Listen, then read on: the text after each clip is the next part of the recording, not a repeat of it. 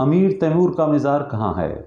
550 برس پہلے ایک شخص نے دنیا کا مالک بننا چاہا۔ جس کام میں ہاتھ ڈالا کامیاب ہوا۔ اس شخص کو ہم تیمرلین تیمور لنگ کہتے ہیں۔ ابتدا میں وہ ایک شریف زادہ قلیل مقدرت کا آدمی تھا۔ ایشیائے وسط میں جسے فاتحوں کا مولد کہنا زیبا ہے، کچھ زمین اور چند مویشیوں کے سوا اور کچھ نہ رکھتا تھا۔ سکندر کی طرح کسی بادشاہ کا فرزند نہ تھا اور نہ چنگیز خان کی طرح کسی سرحیل کا وارث۔ فتح مند سکندر کے پاس مقدونیہ تھا تو چنگیز خان کے پاس مغلوں کے گروہ شروع ہی سے موجود تھے، مگر تیمور نے خود اپنے لیے قوم تیار کی۔ نصف دنیا سے زیادہ کے لشکروں کو یکے بعد دیگرے مغلوب کیا، شہروں کو بے و بنیاد سے اکھیڑ پھینکا اور پھر جس سے جس طرح چاہا انہیں از سر نو تعمیر کیا۔ سڑکیں اور راستے ایسے بنائے کہ دو بڑے اعظموں کی تجارت کا مال ان پر سے گزرنے لگا۔ یورپ میں پہلے بھی اسے تیمرلین تیمور لنگ کہتے تھے اور اب بھی وہ ان میں سے اسی نام سے مشہور ہیں۔ ہماری سابقہ تاریخوں میں جو ملک اس کے زیر نگی تھے انہیں سلطنت تیمور کہتے ہیں۔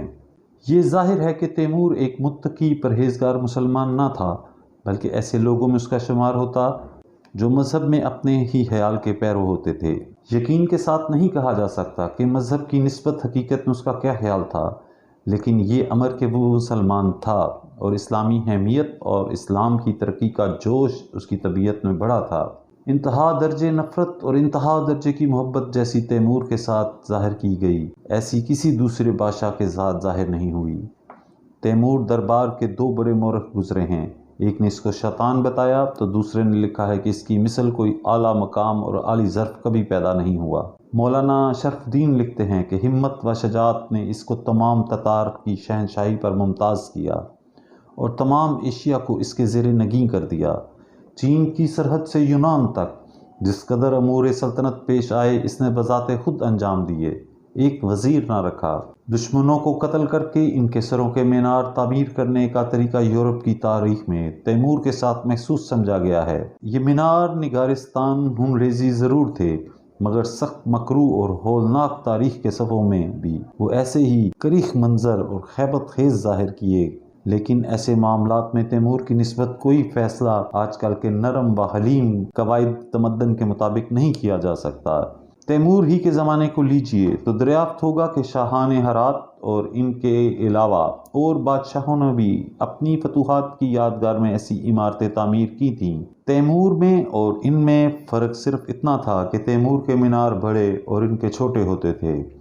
ہرات کے محاصرے میں پہلی بار رعایت اور نرمی کی گئی، لیکن دوسری مرتبہ شدت سے سخت عملی میں آئی۔ اسی طرح بغداد پہلی مرتبہ سر بہا ادا کر کے چھوٹ گیا، دوسری بار بالکل تباہ کر دیا گیا اور تب 50,000 کھوپڑیوں سے مینار بنائے گئے۔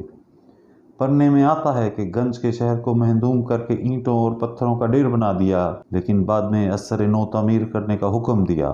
خود تیمور کے ساتھ جو لوگ تھے ان کو تیمور کبھی ظالم نہیں معلوم ہوا، صرف اس کے دشمن اس کو ظالم اور جفاکار سمجھتے تھے۔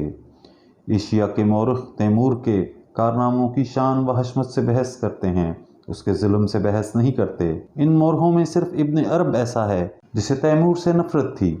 تیمور دوسروں کی جانیں تلف کرتا مگر اس کو اپنی جان کی بھی پرواہ نہ تھی۔ تیمور کی زندگی سے پہلے ایرانی طرز تعمیر کے گنبد نوکدار قسم کے ہوتے تھے، مگر وہ اپنے قاعدے سے اوپر کو خوبصورت گولائی لیتے ہوئے نہیں اٹھتے تھے۔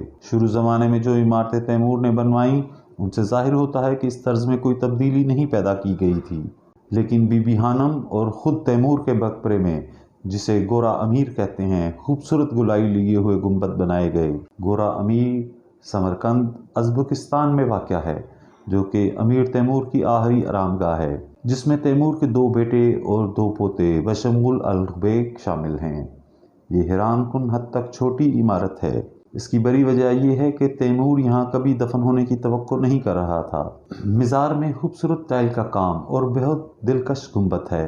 کہا جاتا ہے کہ 1405 کے موسم سرما میں تیمور غیر متوقع طور پر قزاقستان میں نمونیا کے باعث انتقال کر گیا تو شاکر سبز کے راستوں پر برف پڑ گئی اور جس کی وجہ سے تیمور کو یہاں دفن کیا گیا۔